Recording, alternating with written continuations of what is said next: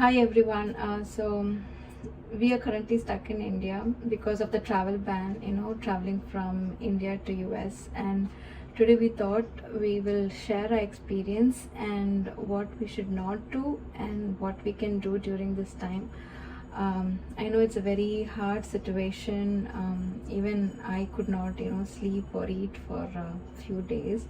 But I would like to share my experience because I thought it might be helpful for someone, and also just to stay encouraged and think about what we can do and what we should not do. So the first thing was, we had plans to travel back on May 10th, but because of the ban that was in place after May 4th, we could not first of all reschedule our tickets because everybody wanted to travel before May 4th, and obviously we were not in a position to reschedule because there were literally no option or no possibility to prepone the tickets. So it was so expensive, and even if it's expensive, first of all there was no option to reschedule the tickets even if you are willing to pay more. So there was no option to reschedule or come travel through Air India.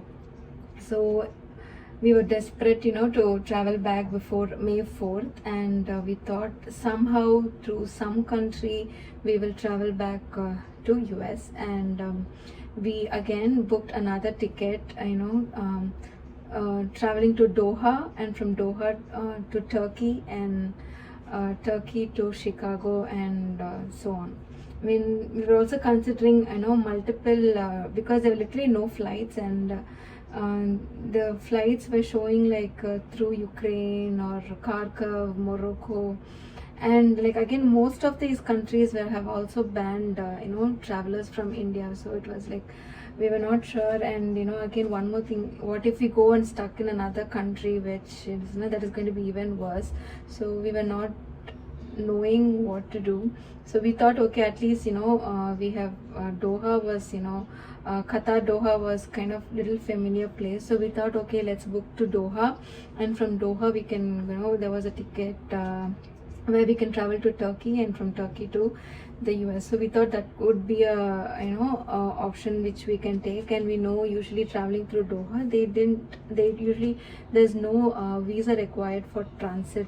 So we thought, okay, that should be okay, and we booked the tickets. So we didn't know of any restrictions or anything, and it did not tell us of any restrictions when we were booking through one of the ticketing agency website. And we thought, okay, finally we will make it to the US. But with all hopes, we were it was a day when we had to travel, and unfortunately we were not able to travel through Doha. They said it was a Indigo flight to Doha, so they said only people or passengers who have visa for Qatar, who live in Qatar or work in Qatar, who have visa alone can board the flight. So unfortunately we were not allowed to board the flight. There were like around 25 to 30 people who thought, okay, they could somehow enter US before the ban was in place. But they said the Google or any website, it said it was not requiring any visa to go to Qatar Doha. But they said it is an internal airline policy that we will board passengers only who have the final destination as Qatar Doha, and not anyone who will transit after Qatar. And even if you have to travel through Doha, they said like you have to stay and do a quarantine for 14 days and then only do. One good part we thought was at least they didn't allow us to board the flight, and at least we were able to go back from Chennai. What if we were in any other country, like and then there's any other restrictions and we get stuck in other countries? So at least they didn't board us. Of course we were all trying to convince them, but finally the gate closed, and they did not allow anyone with American visa who were trying to transit to Doha. And from Chennai only, like we had to all go up. So the last hope of entering US before May 4th was all it was all, there was no more hopes because there was no time, and you can't reach before May 4th, the timeline which they had. So there was literally no flights and no option, and there was no way we could go. And it was also, it was a panic situation, you know, people like, even to think about who is allowed, who is exempted, there were no really time to even, there was a lot of panic, people were in big shock.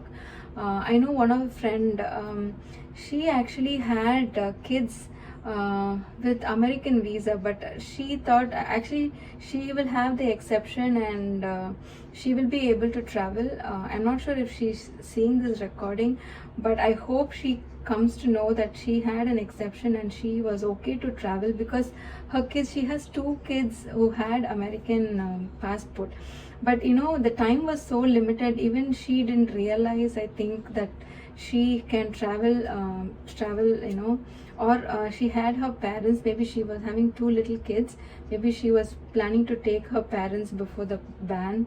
Otherwise she can't have, like, you know, take two small kids alone, she can't travel. Maybe she is eligible to travel, but many people are stuck because, you know, they are having like two kids, small kids, and they are not able to travel alone.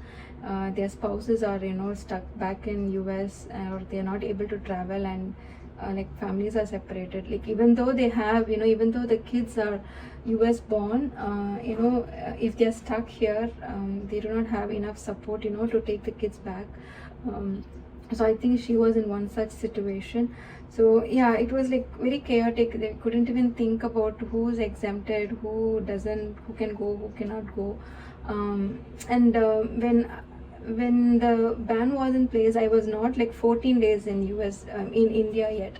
So many people were thinking, you're still not 14 days in the US, means in India, so you can travel back. It's not like that. So 14 days before traveling to US, if you are in India, then you can't travel. If you're a non-immigrant, and you 14 days before you travel, if you are in India, it doesn't matter even if you're one day in India, but 14 days before you can travel back to US, you should not be in India. So that was the rule. So it doesn't matter you are just for a week in India or one day in India, but 14 days before you travel back, if you are in India, then you cannot travel. So that is one thing. And second option, many people were, you know, considering, what if we can travel to any other country, quarantine for 14 days, and then travel to US, because that is the only next option if you're highly desperate to go to US. But again, you know, that is too highly risky, because I personally tried to go to you know, Qatar, Doha, or you know, Sri Lanka. Even applied for visa for Sri Lanka, because at that particular time Sri Lanka was still allowing passengers from India, and they were allowing Indians to, you know, travel. So we thought, okay, why don't we go to Sri Lanka? And you know, it's close to India, it's close to Chennai, it's, you know, I thought it's more affordable to go there and stay. You know, they are Tamil speaking, and so I thought, okay, let's try Sri Lanka as an option. But I even booked my tickets to Sri Lanka, but as of May 6th, even Sri Lanka has, you know, not allowing any passengers from India on tourist visa, or you cannot. They have also restricted passengers traveling from India to Sri Lanka. So it would have been messy as well. And also one of our friend, he is with a ticketing agency, and they said, it's don't try anything like going to any other country, because we will be in real mess if there are any new restrictions in place, or you know, what if you are going to another country and you are tested COVID positive, and that would even aggravate situations. And also there was a case one of my friends shared, like there were 4 people, they were fined nearly 36 lakhs in Australian border. I think they were trying to get through Sri Lanka, Australia, and to the US. So definitely it will be a concern, you know, when you in the immigration, they will definitely ask you, why were you out of country, and you know, and it's a definite no, and we will be end up we'll be ending up in even more messier situation. So do not try to go to any country, do a quarantine and then travel. It's highly risky. It's a definite no. Don't even try it, because in reality it is like it is very complicated. And so I would suggest, just be patient. Talk to your employer, talk to your immigration team. Thankfully most of the employers, they are understanding the situation. They are supporting the team. So I'm thankful for my team. I was really, I couldn't face them. I was like really worried, how will I even go and tell them that kind of I'm stuck, because everybody took a risk to come to India because of some emergency, right? You wanted to be with your family during this tough time, or your parents or someone were going through very hard times, and that was the reason you took this risk to come to India. So just talk to your employer and your immigration team, and find a way to work from India, because that is the only option we can do right now. And just to be patient, and be patient for a couple of months till things get better. So yeah, I'm really thankful for employers who really understand and who are with their team, and who are helping out. I'm really it means so much. It means really so much.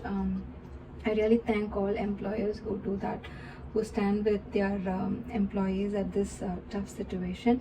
So yeah, so definitely talk to your employer, your immigration team, and see how things can work for your visa, or or how it works for your company policy, and how things can be done.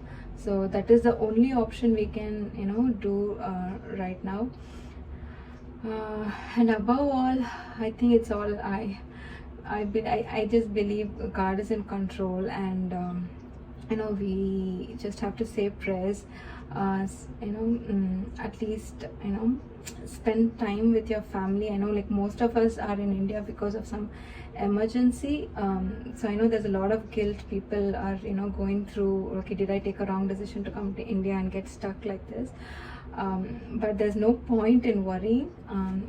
We can't change anything right now. So just stay strong. I hope things will get better. I just want to conclude.